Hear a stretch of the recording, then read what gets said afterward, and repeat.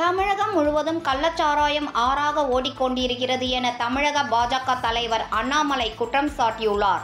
இது தொடர்பாக அவர் வெளியிட்டுள்ள அறிக்கையில், மயிலாடுதுறை மாவட்டம் முட்டம் கிராமத்தில் சாராய விற்பனையை தட்டி கேட்ட மாணவர் உட்பட 2 இளைஞர்களை சாராய வியாபாரிகள் படுகொலை செய்திருப்பது பெரும் அதிர்ச்சியை ஏற்படுத்தியிருக்கிறது என்று தெரிவித்துள்ளார்.